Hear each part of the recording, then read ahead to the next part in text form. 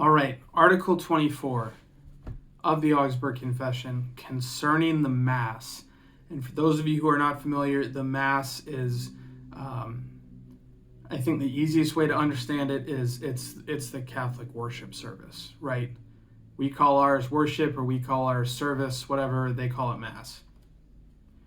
And this kind of responds to an accusation that the Lutherans faced when they were writing the Book of Concord, that they had abolished the Mass. And it's saying, no, we didn't. What they did is there was some flexibility, right? And they shifted it boils down to this. They said the Mass you don't earn heaven by going to Mass. You don't earn heaven by going to worship. And they clarified that the sacrament is, you're not sacrificing Christ again. When you do Holy Communion, you are not re-sacrificing Christ. Christ was sacrificed once for all. That is what the scriptures say. So it's clarifying that, like, you're not earning your salvation because you're there or because Christ is being sacrificed again on your behalf in the worship service. So some things that come out of this article are our understanding that traditions, that doing worship a certain way is valuable, right? And it kind of operates, if there's not a good reason to change, kind of stick with it for good order, right? For the order of the worship service, for the accessibility of the worship service.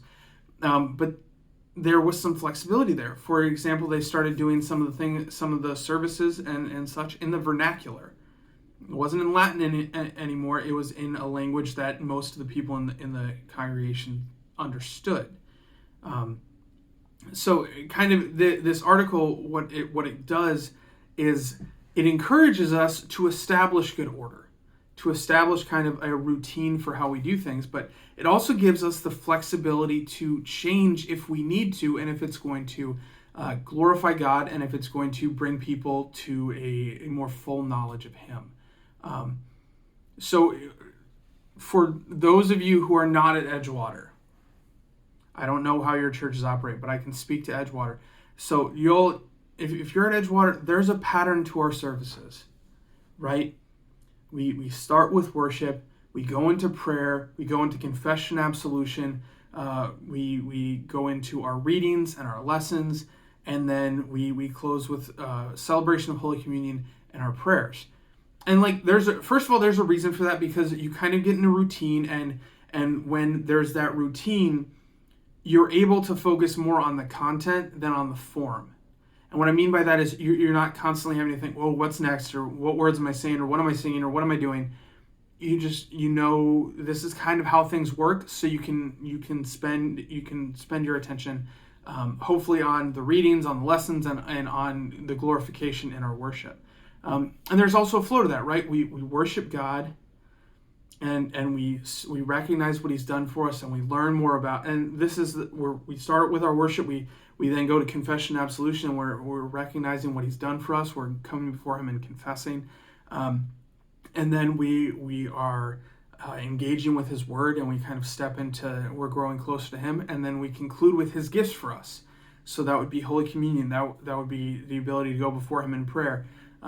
And we have, and if you're at Edgewater, you recognize we have some flexibility with that, right? Once a month, we flip the service and we do confession, absolution, and communion first. And we do that for the sake of our Sunday school kids who leave before the sermon. They leave after the children's message. But this way, they're on a regular basis exposed to how we do communion and able to engage with the body of Christ in that way as well. So we change, but there's a reason for it. We don't just change for the sake of being novel, right? And that's a lot of what this article talks about. That's kind of where it hits the ground as far as our worship practice and that kind of thing. So if you have questions, if you have comments, please put them in the comments section below. And if you want notifications when we have more videos available, go ahead and click that subscribe button. And with that, brothers and sisters, go in peace, serve the Lord. Thanks be to God.